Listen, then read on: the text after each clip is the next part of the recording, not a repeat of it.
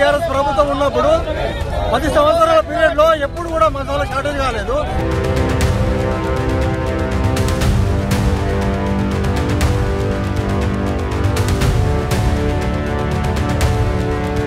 ఎన్ని రోజులు జరిగాలి మేము రైతులకు?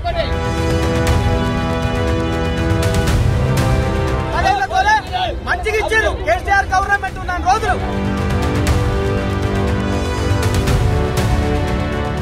యూరియా కొరత రాష్ట్రంలోని రైతులను కలవరపెడుతోంది. పంపిణీ కేంద్రాల వద్ద రైతులు బారులు తీరుతున్నారు. తెల్లవారుజామునే పిఎస్సిఎస్లకు వెళ్లి చెప్పులను క్యూలో పెడుతున్నారు.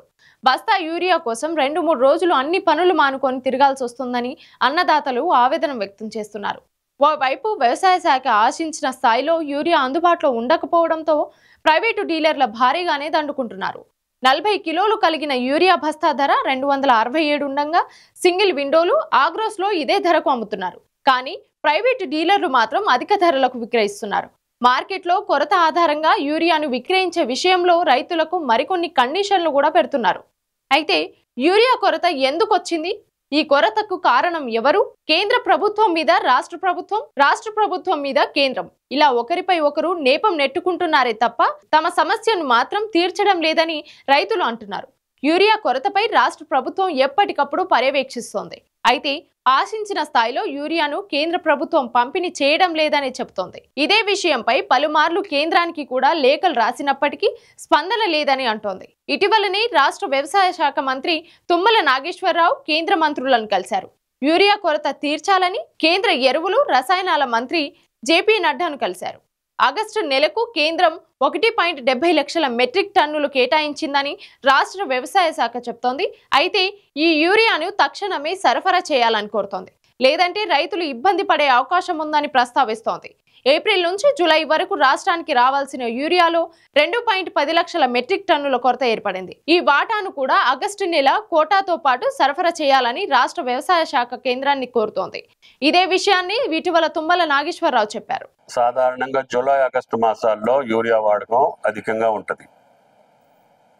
ప్రతి వరి, మొక్కజొన్న 3 పంటలకు కూడా రైతులు వేసే అలవాటు అయింది కాబట్టి దానికోసం మేము పదే ఏప్రిల్లో వాళ్ళ ప్రణాళిక ప్రకారంగా 1.70 lakh మెట్రిక్ టన్స్ ప్లాన్ ఉంది.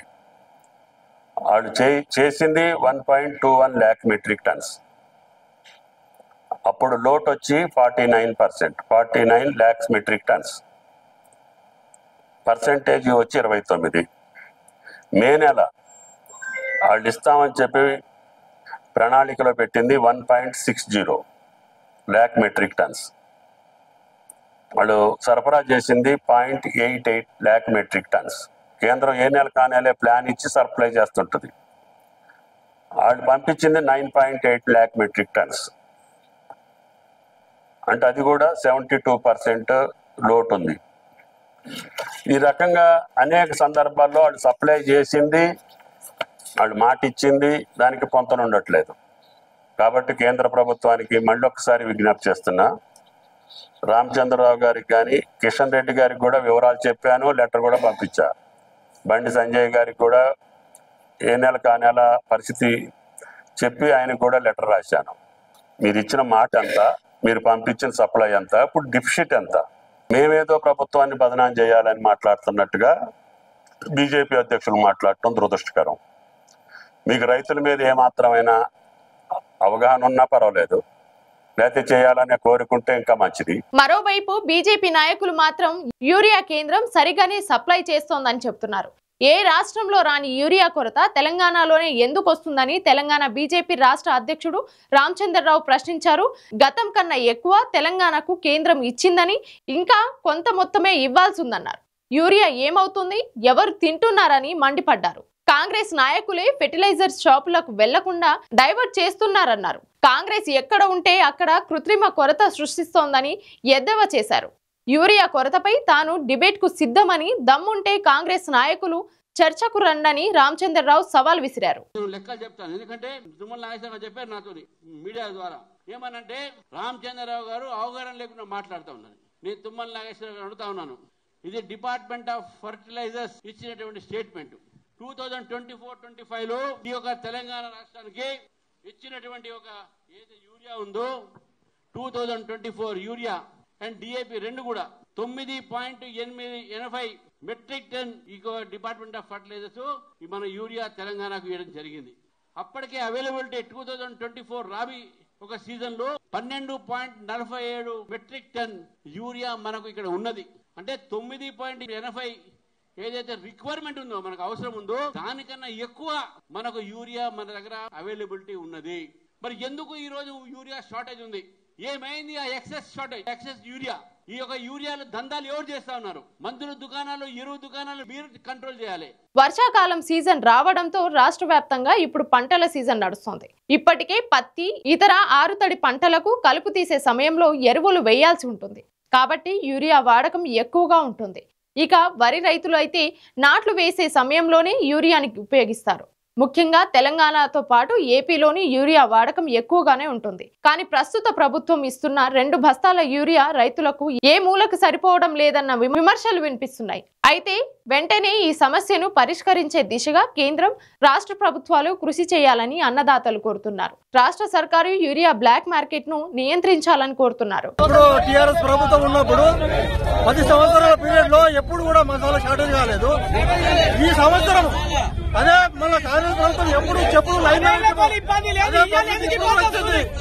ఇప్పుడు చెప్పులు లైన్ పెట్టి అది ఎప్పుడు టోకెన్ రాస్తుందో తెలుస్తలేదు, ఎన్ని గంటలకు వస్తుందో తెలుస్తలేదు.